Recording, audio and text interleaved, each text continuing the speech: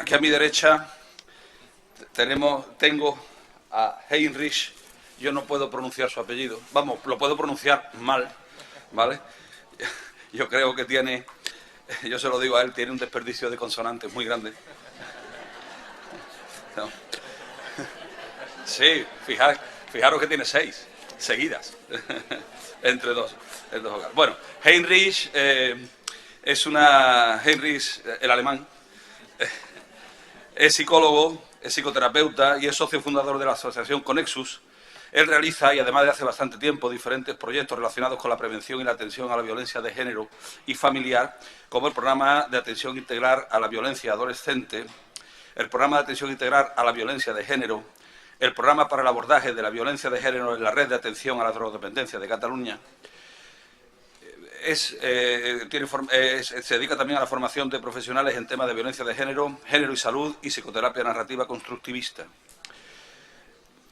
Y diversas investigaciones en campos de la especialidad. Él va a hacernos, aparte de que después vamos a poder también trabajar con él en un taller, él va a hacernos una conferencia con el título de la intervención con hombres que ejercen violencia, estándares de calidad y evaluación de resultados en España y en Europa. Si ya estamos situándonos en la realidad de la necesidad de implementar programas preventivos y terapéuticos, psicoterapéuticos con hombres que ejercen violencia, tener una visión panorámica de qué se está haciendo en toda Europa, creo que es un verdadero privilegio. Para nosotros, desde el primer momento que comenzamos a configurar el programa de estas jornadas, pensamos inmediatamente en Heinrich, porque yo ya he tenido ocasión de conocer su trabajo y de conocer esta investigación que va a exponernos aquí,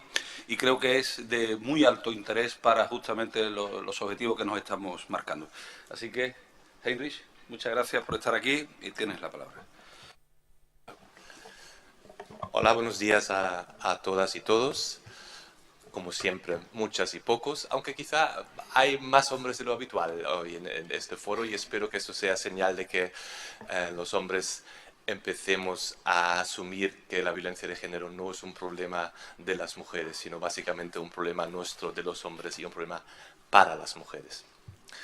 En primer lugar, quiero agradecer a la organización y especialmente a Fernando haber contado conmigo para estas magníficas jornadas, por haberme invitado y por el buen trato que he estado recibiendo desde que he llegado. También quiero dar las gracias a mi compañera que, haciéndose cargo estos 2 días de nuestros 2 hijos y de nuestra casa, hace posible esta paradoja de que yo pueda estar aquí hablando sobre violencia, género, igualdad, nuevas masculinidades. Sí, me siento un poco cómplice en los términos de Alejo antes. Bien, como decía Fernando, no voy a explicar nuestro modelo de intervención, para esto tenemos luego el taller, sino que la idea de la ponencia es dar una panorámica sobre la situación de los programas para hombres que ejercen violencia en España y en Europa, ver qué tipos de programas hay, ver diferentes estándares de calidad y también hablar del tema que ya hemos escuchado antes en la ponencia de Inmaculada sobre la evaluación de los resultados de estos programas. Y espero que luego tengamos algo de tiempo para el debate. Sigue siendo importante, creo, decir por qué trabajamos con hombres que maltratan. Yo llevo ahora, va a hacer 15 años, en diciembre, que me dedico a este tema en menor o mayor medida, y cuando empezamos, los inicios tenían que ver con que nuestras compañeras que trabajaban con las mujeres nos decían que estas mismas mujeres víctimas supervivientes lo reclamaban. Decían: nosotros nos estamos dejando aquí la piel para intentar salir de esta situación, y ellos, quienes al fin y al cabo son los responsables, ¿qué están haciendo? Es decir, responsabilizar los perpetradores también en la erradicación de la violencia. Pero luego hay razones evidentemente prácticos y supongo que muchas de vosotras que estéis trabajando con las mujeres víctimas supervivientes lo sabéis por vuestra propia experiencia. Muchas de las mujeres no quieren o no pueden separarse de los hombres que las agreden, y algunas, separándose o haciendo un proceso, estando en una casa de acogida, acaban volviendo con ellos. Y si no hay un cambio en el hombre, lo más probable es que la violencia siga o vuelva.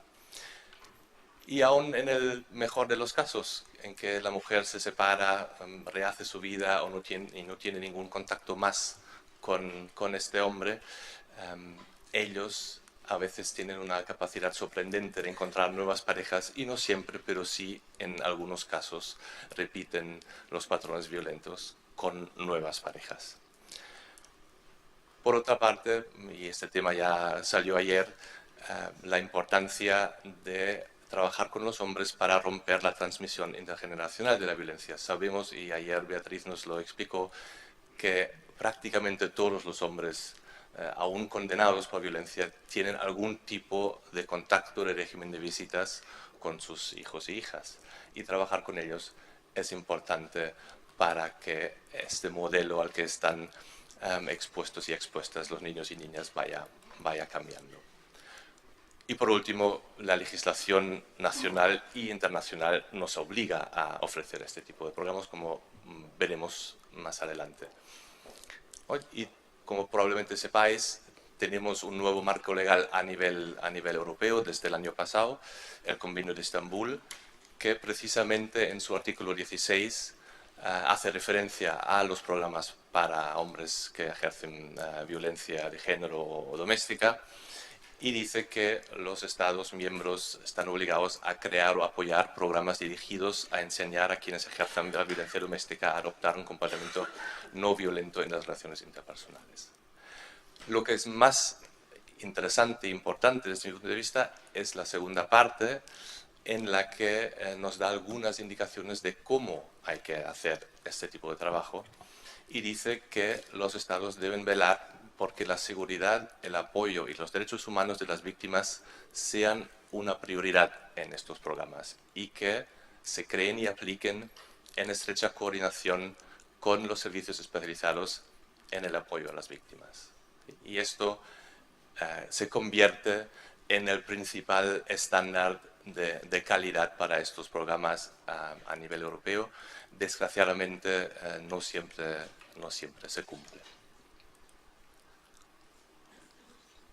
Muy brevemente unas pinceladas sobre la historia de los programas para agresores.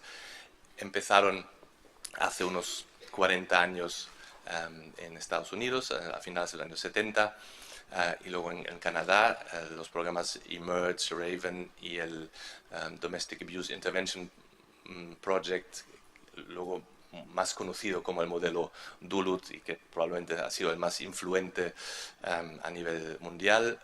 Luego los programas llegan a Europa a principios mediados de los 80 y acaban llegando a España por estas dos vías, digamos, por la vía europea y también por la vía latinoamericana, donde los programas, digamos, bajan de alguna manera de Estados Unidos y nos llegan a España a principios de los años 90 con los primeros programas en el País Vasco. En estos casi 25, 30 años del desarrollo que ha habido en Europa, se han acabado creando diferentes asociaciones de programas que trabajan con hombres o de profesionales que trabajan con hombres. La más antigua es la del Reino Unido, Respect. En Alemania hay una asociación que se formó en el 2007, en Francia hay una, se acaba el año pasado de constituir en Italia, y en España, de momento, a pesar de que haya muchos programas, no tenemos ninguna asociación, ningún organismo oficial. Sí que hay algunas redes locales que organizan encuentros, intercambios, pero creo que ya esta mañana, ¿no? en el debate se ha visto la necesidad de intercambiar experiencias y buenas prácticas en este campo. Y justamente esta es uno de los principales objetivos de una red que se ha creado a nivel europeo, el European Network for the Work with Perpetrators of Domestic Violence, la red de organizaciones europeas que trabajan con hombres, directa o indirectamente. Aquí están invitados también a participar organizaciones que trabajen con las parejas o exparejas víctimas de estos hombres. Justamente esta colaboración, como veíamos en el Convenio de Estambul, es fundamental y queda reflejado también en esta organización. Se creó en el 2008 como red informal y como resultado de un proyecto europeo, y el año pasado se acabó legalizando como asociación, y tiene como objetivo principal aumentar la seguridad de las mujeres y niños y niñas víctimas a través de la promoción de intervenciones eficaces y coordinadas con los hombres y que cumplan ciertos estándares de calidad aceptados, y luego os los explicaré.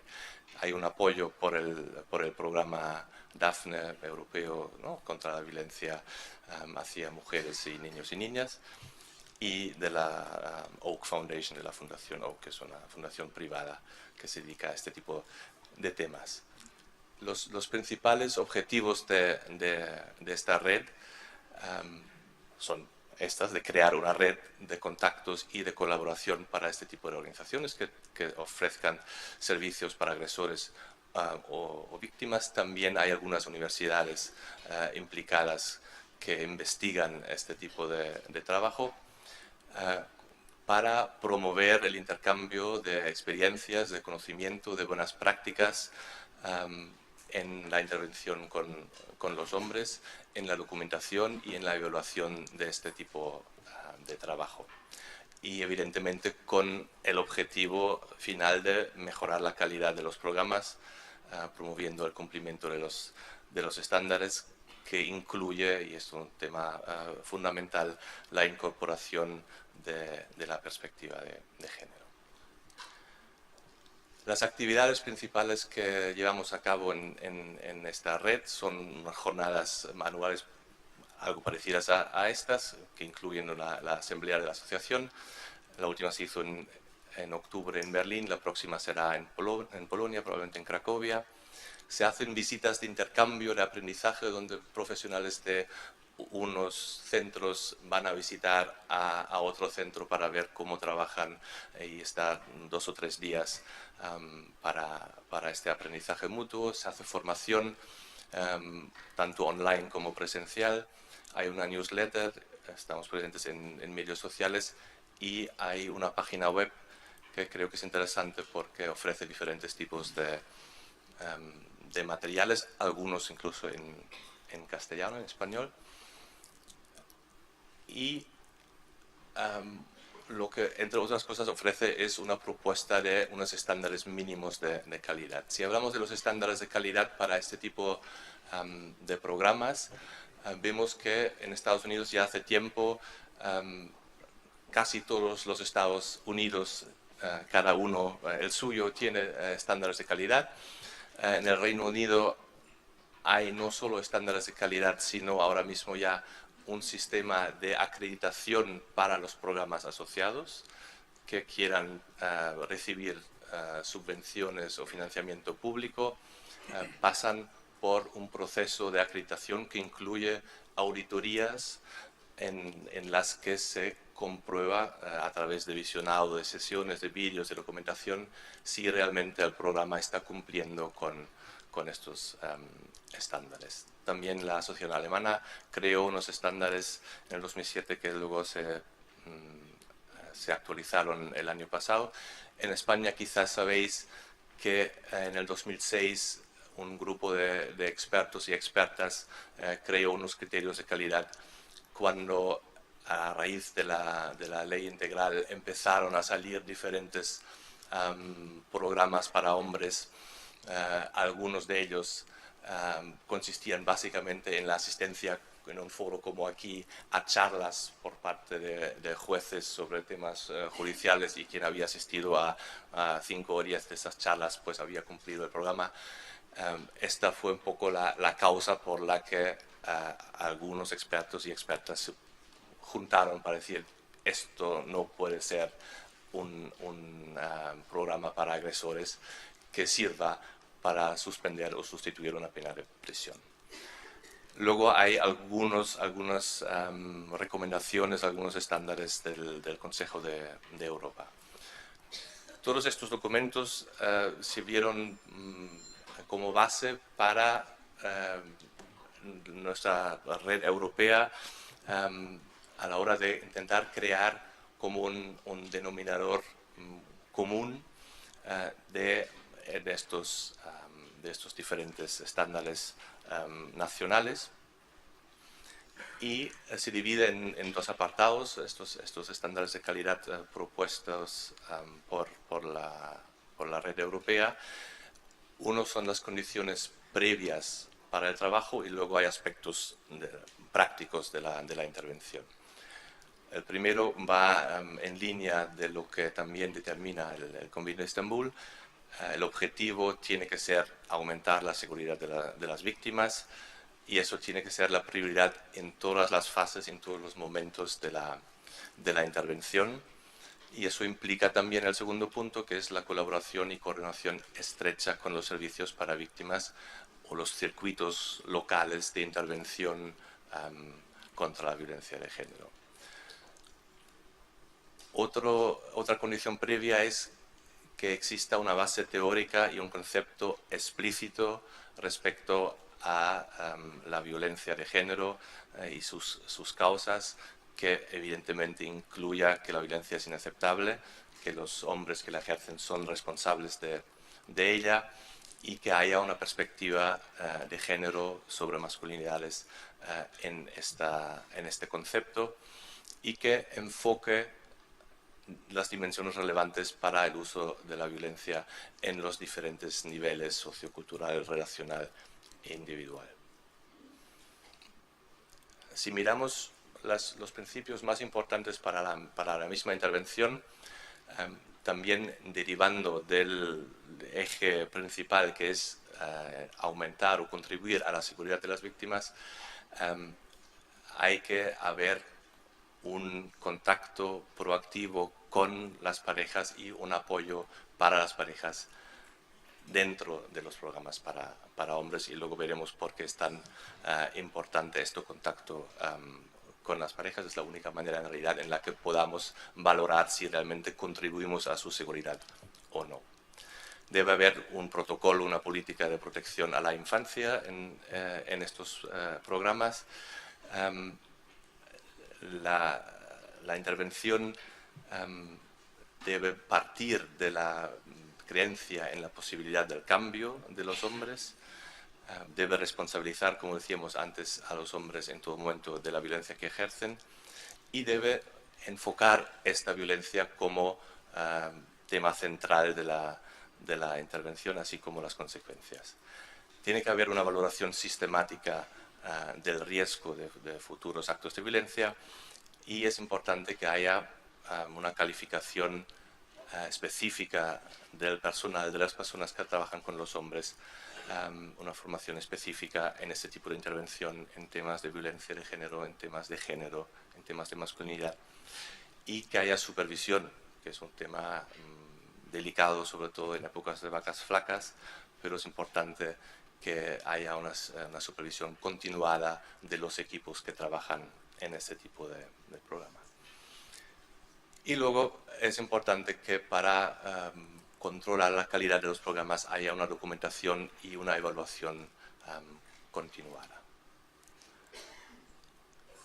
Decía que uno de los aspectos prácticos más importantes y que no se cumple en todos los programas, especialmente luego miramos aquí en España, en los programas judiciales, no se hace ese tipo de contacto por diferentes razones de protección de datos y confidencialidad, y porque se dice que los hombres que han sido condenados ya tienen una orden de protección y no pueden en realidad estar en contacto con su pareja. Sabemos que eso no siempre es así, pero es fundamental este contacto con la pareja, porque el trabajo con los hombres puede disminuir la seguridad de las mujeres si no la hacemos bien. Tiene peligros para la mujer. ¿Por qué? Porque no sé si a algunas de vosotras os ha pasado que trabajando con mujeres, muchas tienen la esperanza, la creencia, ayer lo escuchábamos, de que él vaya a cambiar. Si realmente acude a un servicio, esta esperanza, esta expectativa se ve fomentada o se crea, ¿no? Y las promesas típicas de la luna de miel en el ciclo de violencia, de que no lo volveré a hacer nunca más, se vuelven mucho más creíbles si va acudiendo a un servicio. Y esto puede hacer que las mujeres dejen de tomar decisiones o medidas de seguridad que tomarían, y puede incluso contribuir a que otros servicios que estén atendiendo a la mujer bajen la guardia y de alguna manera dejen de estar tan vigilantes o de proteger tanto a la mujer pensando que él ya está siendo atendido o controlado de alguna manera. De hecho, hay una investigación interesante ya de hace casi 30 años de Edward Gondolf, que nos indicó una investigación cualitativa con mujeres que habían estado en casas de acogida, y encontró que la participación del hombre en un programa para agresores era el factor más determinante para que las mujeres, luego de estar en la casa de acogida, volvieran con él. ¿Sí? Por eso este contacto es tan importante, y es de lo poco que os explico de cómo trabajamos en Conexos en nuestro programa. El contacto que hacemos proactivo, y lo hace una compañera psicóloga especializada, no lo hacemos los que trabajamos con los hombres, sino una psicóloga especializada en atención a víctimas. Queda claro para ellas que es absolutamente voluntario y confidencial este contacto. Si ellas por alguna razón dicen ya no estoy con este señor, no quiero saber nada de él, evidentemente lo aceptamos y no es ningún impedimento. Y es importante dejar muy claro que aunque acceda a hablar con nosotros, esto no supone ningún tipo de responsabilidad o compromiso o implicación en el proceso de él. ¿Sí? Y los objetivos principales de este contacto con la pareja son informar sobre el programa, en qué consiste, de qué va, que sepa lo que es y sobre todo lo que no es, y, como decíamos, prevenir posibles manipulaciones o falsas expectativas que puedan crearse a raíz de la participación de él. Básicamente lo que le venimos diciendo a la mujer es: tú haz como si él no estuviera en el programa. ¿Sí? No dejes de tomar las decisiones o las medidas de seguridad que tomarías si él no estuviera viniendo. No hay ninguna garantía de que vaya a cambiar. Eso puede ser un primer paso, pero no hay ninguna garantía. Lo que también hacemos es informarlas a ellas sobre los recursos que tiene de apoyo a su alcance. Nuestro servicio para hombres es para hombres que acuden voluntariamente, no estamos dentro del sistema judicial, y nos encontramos que la mitad de las mujeres que contactamos no reciben ningún tipo de apoyo especializado. ¿Sí? Y esto ya creemos, y la mitad de las que informamos acaba recibiéndolo a través de este contacto, ¿no? Y ya entendemos que esto es una contribución a su seguridad sin haber hecho ningún cambio con él. Evidentemente también nos interesa saber su visión de la violencia que ha recibido, porque sabemos que los hombres tienden a minimizarla. Entonces le pedimos que nos explique la situación desde su punto de vista. De hecho, si acceden, hacemos que rellenen unos cuestionarios incluso, y eso nos ayuda a valorar mejor el riesgo que pueda haber y a planificar la intervención con él, pero también evaluar los resultados de nuestro trabajo.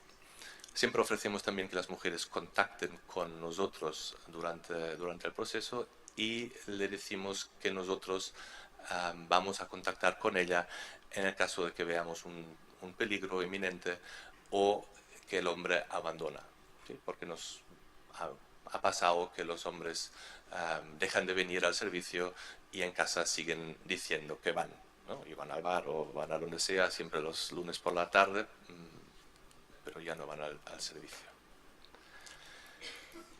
Y os invito a mirar un trocito que probablemente conozcáis todas y todos de la película de Te doy mis ojos, que ilustra muy bien qué es lo que puede pasar si no hacemos este contacto, ¿no? Creo que todos conocéis la película en que, ¿no?, Antonio, el agresor, sí que acude a un programa para hombres y esta escena es en la que se reencuentran con su pareja y le explica de qué va el programa. ¿Sí? A ver si se ve y se escucha bien.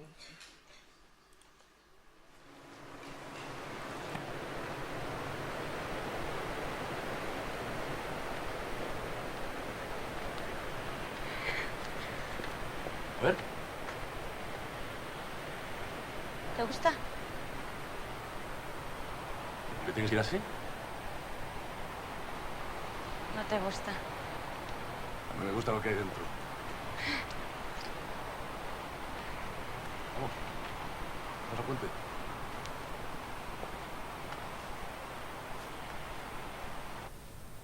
O sea, que la ira no es mala, que es que la ira la tiene todo el mundo. Lo que pasa es que tiene que estar controlada. Tienes, o sea, que es que el problema que es verla, es reconocerla. Entonces, si la reconoces, pues ya está, ya puedes controlar. Yo me controlo, Cani, ¿entiendes? Yo ahora cuando noto que me entra la mala hostia, digo, corto. Me digo, corto, respiro. Y te digo a ti, y por fuera y me voy. ¿Entiendes? No. No, yo al principio tampoco, o sea que me controlo, canija. Me controlo. Pero me tienes que ayudar. ¿No? ¿Cómo? Pues estando conmigo.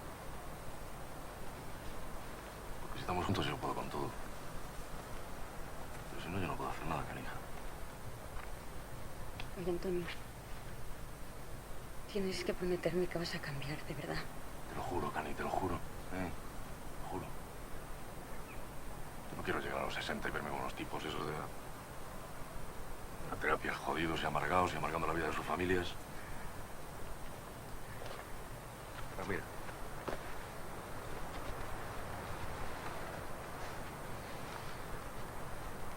No hay nada. Ya se lo acabo de comprar. Mira, la parte amarilla es para hacer un diario. Así como para lo que pasa cada día, ¿no? Luego la verde es para la buena onda, todo eso. Y luego la roja ya es para los malos rollos. Pero ahora que estoy contigo seguro que no tengo ni que usarla. ¿Eh? ¿Sabes lo que dice el psicólogo? Como dice que no tengo deseos. O sea que me ha venido todo dado. Sin elegir. Por la familia y todo eso, ¿sabes? ¿Tú tienes deseo? A mí me gustaría hacer otras cosas. Irnos lejos los tres. Pues claro. Y a tomar por culo a la tienda. Y Toledo. Y mi hermano. Y mi madre. Y tu hermana. Y sus cofés también. A tomar por culo todo. ¿Eh? A tomar por culo todo. Dilo, Cani. A tomar por culo todo. No, pero fuerte. Joder. Fuerte. A tomar por culo todo. ¡A tomar por culo todo! Bien, para que no esté hablando yo todo el rato, os invito a que con la compañera de al lado habléis 2 minutos de lo que habéis visto aquí, respecto a lo que hemos dicho antes, evidentemente. 2 minutitos. Os explico lo que veo yo. Sí, empieza él explicándolo el tema del tiempo fuera, ¿no? Y cómo funciona. Dice, ¿entiendes? Ella dice que no, y ahí se queda la cosa, ¿no? No. Dice, pero me tienes que ayudar. ¿Cómo? Pues estando conmigo. Si no, no puedo hacer nada. ¿Sí? Es la típica historia de que ella tiene que ayudarle estando con él, pero lo explica en el contexto de participar en el programa, como si esto formara, casi como si esto formara parte del programa, casi como si se lo hubieran dicho desde el programa, ¿no? Ella tiene que ayudar, tienes que estar conmigo. Ella está un poco desconcertada y dice, pero me tienes que prometer que vas a cambiar de verdad, ¿no? La típica historia, te lo juro. Y lo que me parece muy interesante de la escena es la libreta como metáfora, ¿no? Yo la entiendo como metáfora. Ella dice, pero no hay nada. Él dice, la acabo de comprar, pero ahora que estoy contigo seguro que no la tengo que ni usar. Para mí es una metáfora para el programa, ¿no? Acabo de entrar en el programa, no he hecho nada todavía, pero ahora que tú vuelves conmigo, ya no hace falta que vaya, ¿no? Y se crea en esta escena un borrón y cuenta nueva, ¿no? Ahí a tomar por el culo todo, tenemos un nuevo proyecto, nos vamos y empezamos de cero, ¿no? Creo que es una escena que de manera excelente ilustra qué es lo que puede pasar si desde los programas para hombres no hacemos este contacto con la mujer y le explicamos nosotros lo que realmente significa y no significa participar en el programa. Ahora una breve panorámica sobre los programas que hay en España y con algunas variaciones en el resto de Europa, y algo ya hemos escuchado antes en la mesa anterior. Tenemos básicamente tres tipos de programas: los que se realizan en los centros penitenciarios y sus secciones abiertas, los programas como medidas penales alternativas y los programas de asistencia voluntaria fuera del sistema judicial. Los programas dentro de los centros penitenciarios tienen como base legal la ley orgánica, donde obligan a la administración penitenciaria a ofrecer a los internos condenados por violencia de género programas específicos. Como hemos escuchado antes, estos programas son voluntarios para los internos porque legalmente ya cumplen con su pena estando en la prisión, pero en el segundo párrafo del mismo artículo la ley dice que las juntas valoran para la concesión de permisos o tercer grado, etcétera, la participación o no en los programas. Es decir, la voluntariedad es relativa en realidad.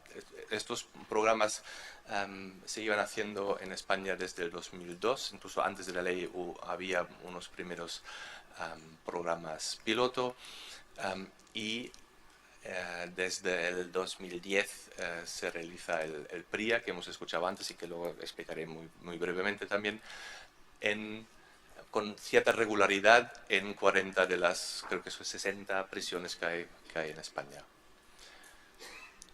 El PRIA es, antes lo hemos escuchado, un programa manualizado. Si os interesa, el manual se puede bajar de la página web de instituciones penitenciarias, tras más de 300 páginas. Y antes ya hemos escuchado un poco cómo funciona, con grupos de hombres, máximo 12 hombres. Se puede realizar individualmente también, tiene una fase de evaluación inicial, la fase de intervención y una evaluación posterior. Y dentro de prisión se desarrolla en diferentes formatos según la condena que tenga cada interno, de 6 meses a un año, con 25 a 50 sesiones semanales. Aquí pone 2 horas y media. Antes hemos escuchado que es difícil mantener la atención de los hombres tanto tiempo. Y el PRIA es el programa que se realiza tanto dentro de prisiones como por medidas penales alternativas, excepto en Cataluña, donde hay competencias en justicia y los programas son algo distintos. Y se llevan generalmente a cabo por servicios sociales de instituciones penitenciarias, a veces en colaboración o convenio con alguna entidad. Y como escuchábamos, actualmente el PRIA está en revisión, hay propuestas de cambiarlo, porque antes ¿no? decía Borja, me decía ayer que hay propuestas de incluir más la perspectiva de género, perspectiva de masculinidades, entre otras cosas. Esto es el PRI actual, sin revisar, antes lo hemos visto, ¿no? Hay una primera parte que tiene que ver con la motivación al cambio, con la identificación y expresión de emociones, con distorsiones cognitivas y creencias irracionales, la asunción de la responsabilidad y los mecanismos de defensa de los hombres, la empatía con la víctima. Y en una segunda parte se trabaja ya más directamente los diferentes tipos de violencia, la física, y el control de la ira, la agresión y coerción sexual, la violencia psicológica en sus diferentes tipos, el abuso y la instrumentalización de los hijos. Y ahí tenemos como tema, ¿no? el género. Antes hemos escuchado, ¿no? La idea de las creencias distorsionadas sobre la mujer y sobre el uso de la violencia. Esto sería desde los estándares de calidad.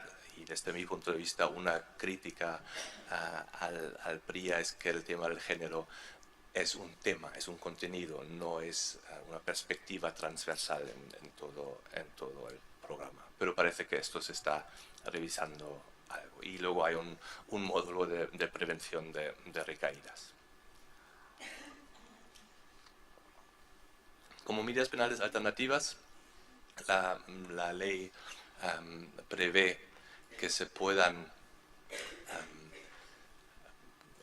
realizar programas formativos en caso de que se suspenda la pena privativa de libertad, o programas que se llaman específicos de reeducación y tratamiento en los casos más raros de que se sustituya la pena. Y en estos casos también se realiza el PRIA, en general llevados a cabo por diferentes equipos de instituciones penitenciarias, y también, pero en muchas partes de España, en convenio con diferentes entidades, que son asociaciones, que son colegios de psicólogos, en algunos casos universidades, y financiados por el Ministerio del Interior. Ha habido un incremento importante de estos programas a raíz de la ley, evidentemente, y hay algunos datos, antes hemos escuchado otros, que en 2013 más de 14.000 condenas, de las más de 30.000 condenas, de casi la mitad de las condenas por violencia de género, incluían un programa como medida penal alternativa. Y luego están los programas de asistencia voluntaria, que son programas como el nuestro que llevamos en Conexos, y otros que hay en diferentes partes, que son habitualmente llevados a cabo por asociaciones, algunas empresas, y financiados a veces por contratos. En Barcelona, por ejemplo, hay un servicio municipal gestionado por una entidad, pero es un servicio municipal.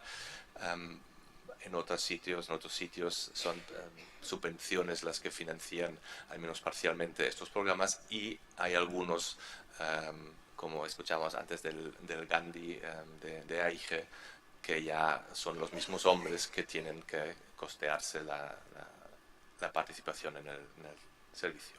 Aquí nos encontramos una gran diversidad en los conceptos y las metodologías. No hay, ¿no? Como el PRI, ha habido una unificación de los programas. De hecho, en Cataluña, donde los programas son algo diferentes, también ha habido esta tendencia a unificar la intervención con los hombres. Como aquí son las mismas asociaciones o las empresas que ofrecen los programas, pues no hay esta unificación, y la diversidad es muy grande. Lo que ha pasado es que con la crisis estos programas han sufrido mucho, han sido de los primeros que se han recortado. Antes decía Alejo, ¿no?, que el programa de AIGE ya no recibe subvención, y quedan algo más de 10 programas en España que nosotros sepamos, donde los hombres puedan acudir o puedan ser derivados fuera del contexto judicial sin ser condenados a ello. Y creemos que eso es un problema, es una pena, porque creemos que es una alternativa importante al sistema judicial y porque sabemos que la gran mayoría de los hombres que ejercen violencia doméstica no acaban siendo condenados, ¿sí? Si miramos unos entre 20 y 30.000 condenas anuales y si según las macroencuestas calculamos más o menos 2 millones de hombres, estamos hablando del 1% más o menos que recibe atención a través del sistema judicial. Quiere decir que hay un 99%, mínimo 95% de hombres que ejercen violencia que no reciben atención a través del sistema judicial.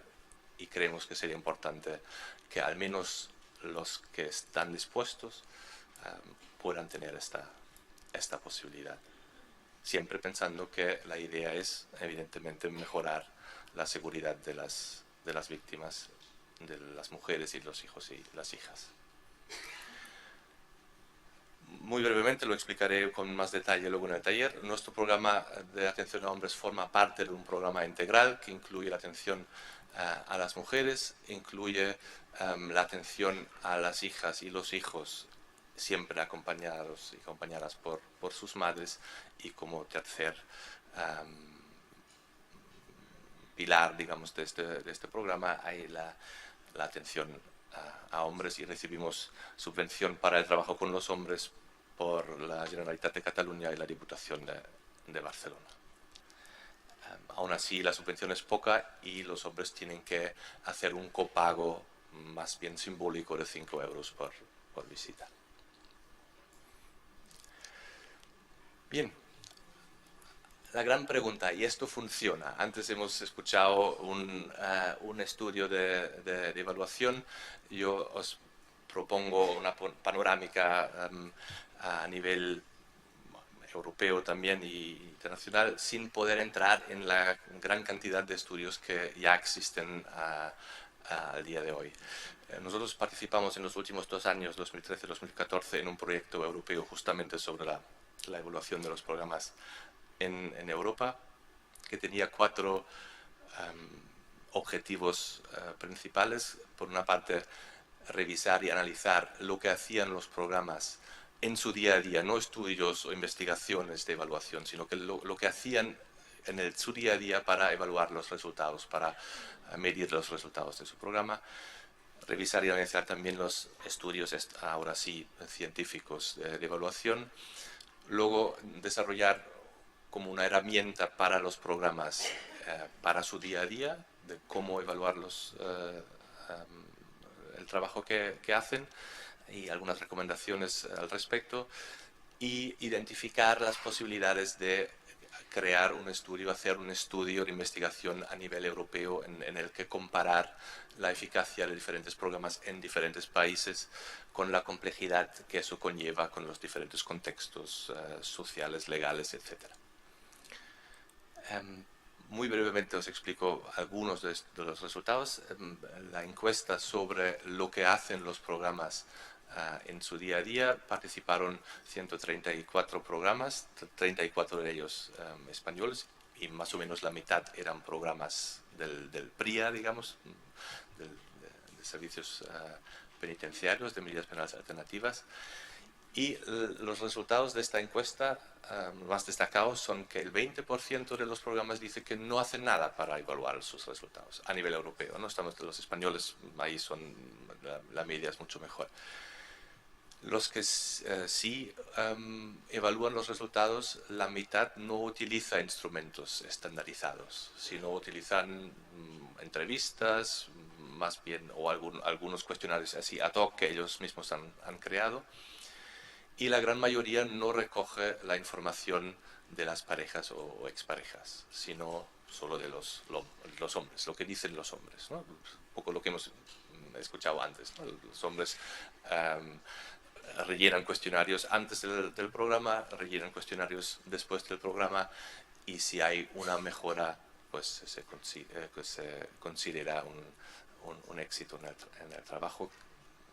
Creemos que eso es limitado porque, como decíamos, al final el objetivo es mejorar la seguridad de las mujeres, disminuir la violencia, y eso es lo que tenemos que aspirar a medir.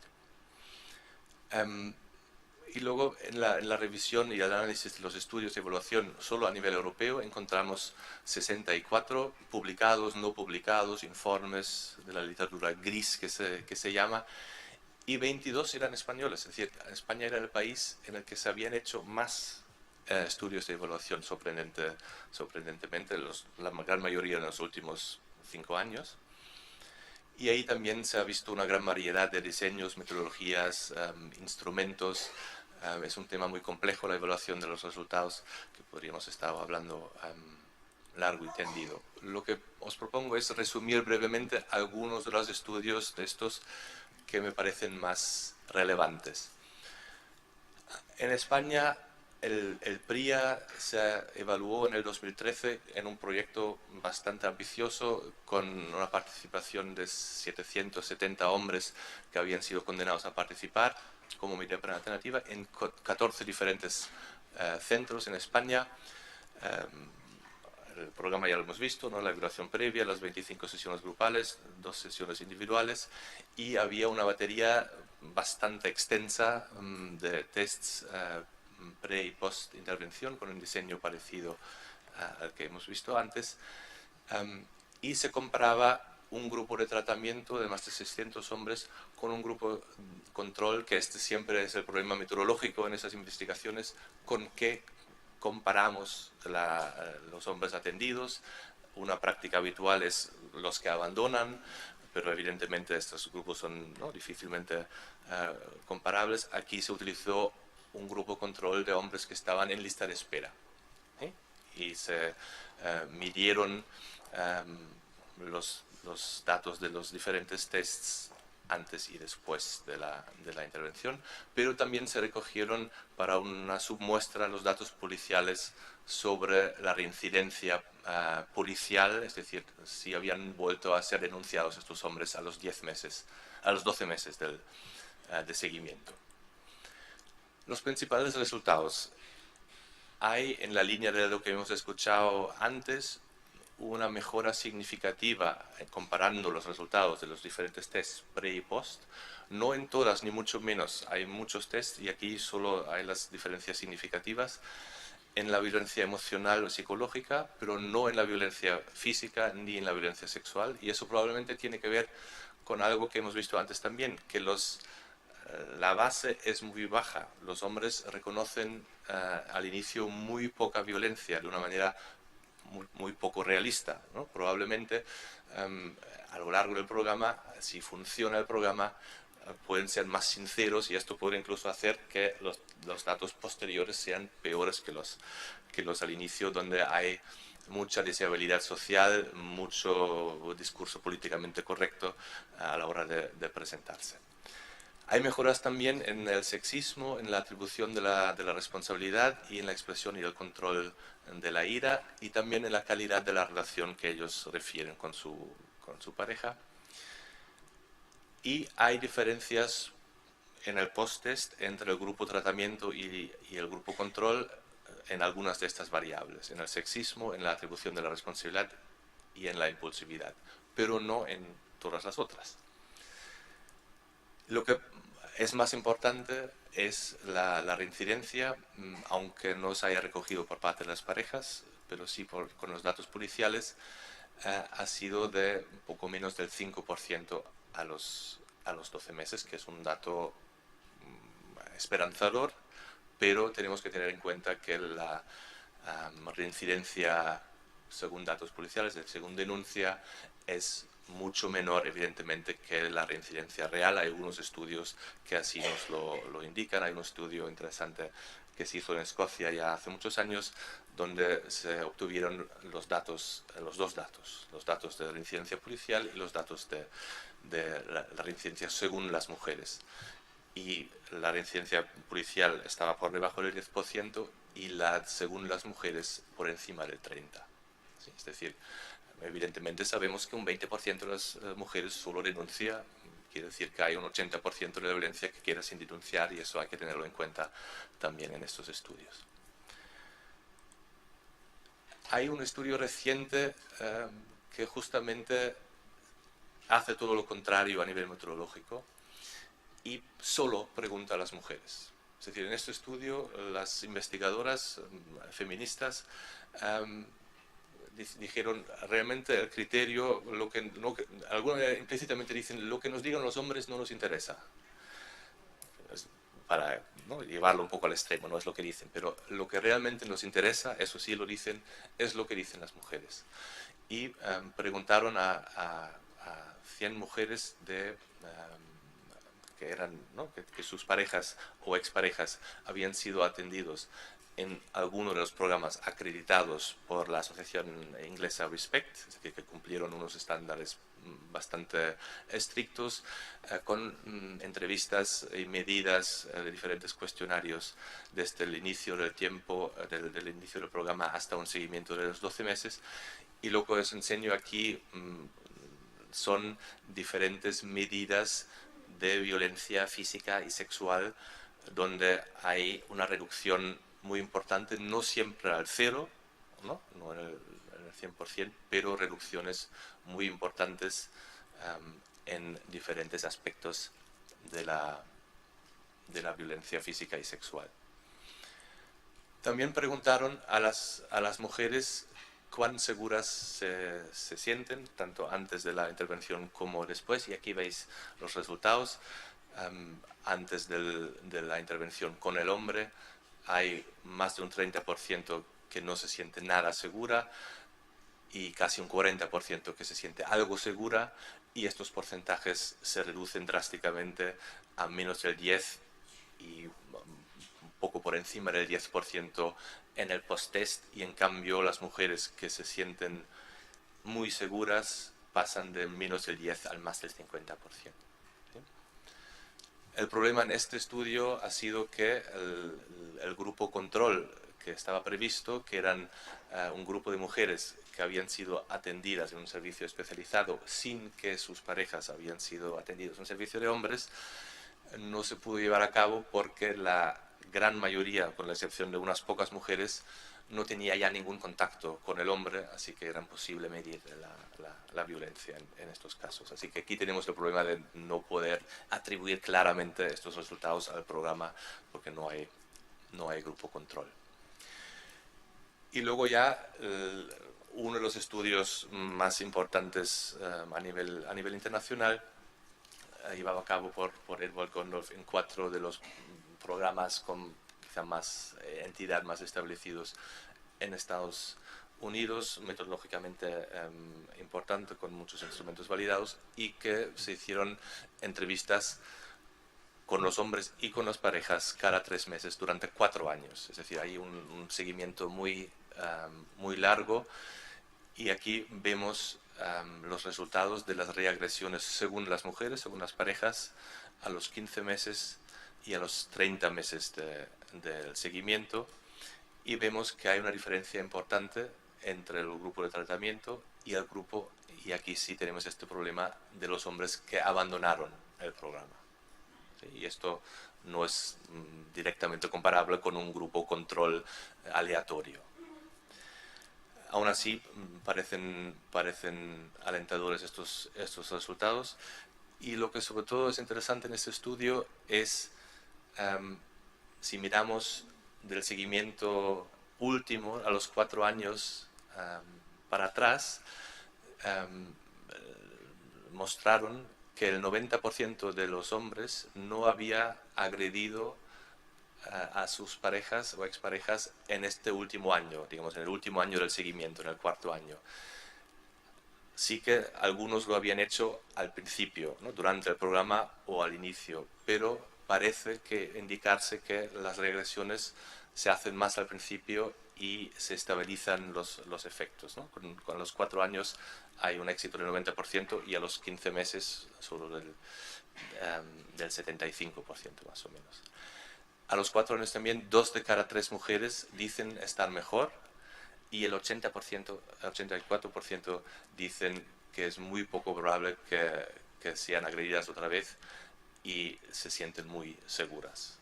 ¿Sí? Esos son datos alentadores.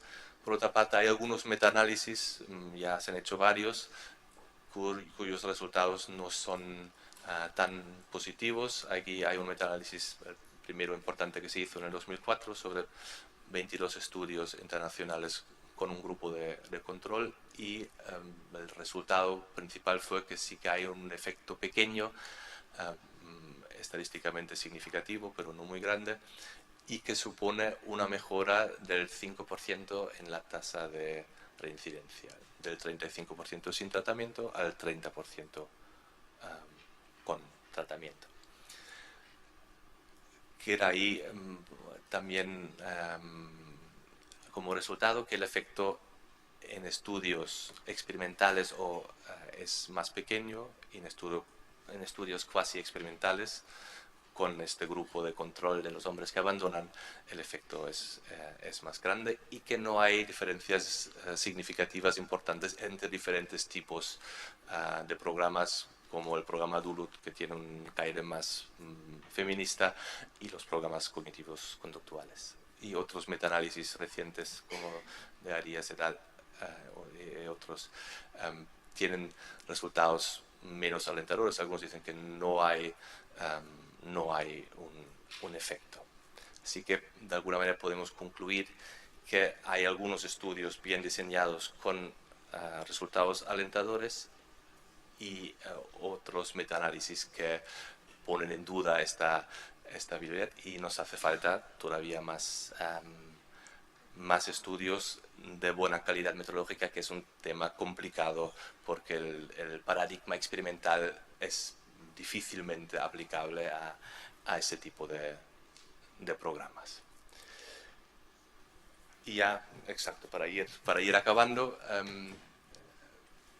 otra pincelada del trabajo con los agresores, y eso para mí es uno de los temas fundamentales, que tiene que ver con cómo nos relacionamos con ellos a la hora de trabajar.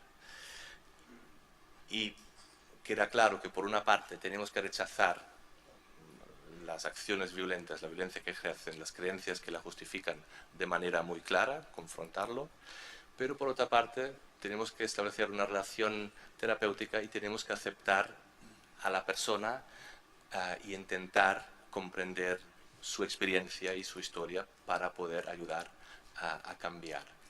Y es muy tentador en el trabajo con los hombres, y a veces tenemos que vigilar cómo hablamos de ellos, caer en la tentación de sentirnos diferentes, superiores, tanto personalmente, moralmente, como profesionalmente, y que somos nosotros los que tenemos que decirles lo que deberían hacer y dejar de hacer. ¿Sí? Y esta tendencia está muy extendida, y es muy fácil caer en esto. Y es exactamente cómo ellos se relacionan con sus parejas. ¿Sí? Yo soy diferente, yo soy mejor, y yo sé lo que tú tienes que hacer y dejar de hacer.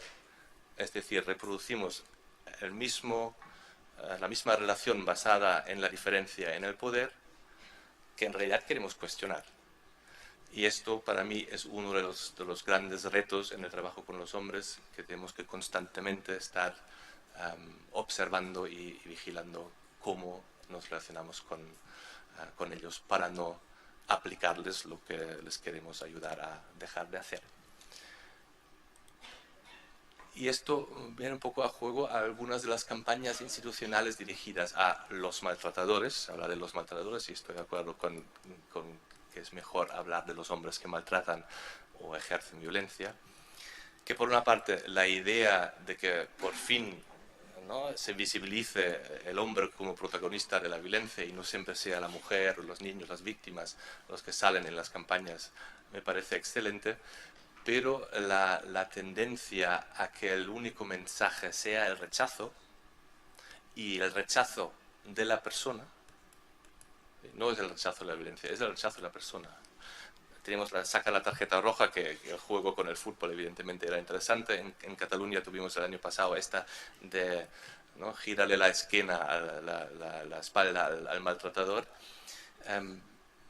Yo no estoy muy seguro de estos mensajes, ¿no? Con la expulsión, no creo que se trate de expulsar el jugador, al margen de que sea difícil expulsarlos a todos, pero no se trata de expulsar un jugador que al fin y al cabo lleva al extremo las reglas del juego. Creo que se trata más bien de cambiar las reglas del juego y no expulsar a algunos jugadores que se han pasado un poco de la raya.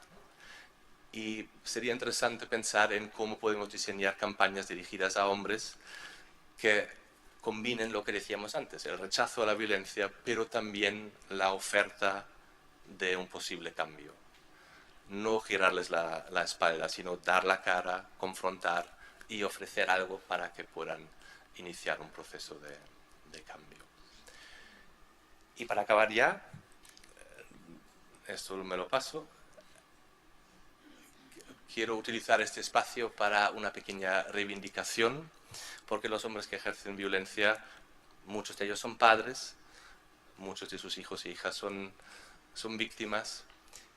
Nosotros también atendemos en Conexus a niños y niñas, y me hizo mucha ilusión leer ayer la declaración institucional del Colegio General de Psicología de España, que todos y todas tenéis en vuestra carpeta, ¿no? Donde justamente se hace hincapié en la importancia de reconocer a los hijos e hijas como víctimas, y que este reconocimiento se debe traducir en medidas de protección y de atención integral, y que se pide, ¿no?, desde el Consejo General un compromiso real por parte de la sociedad y de las administraciones públicas.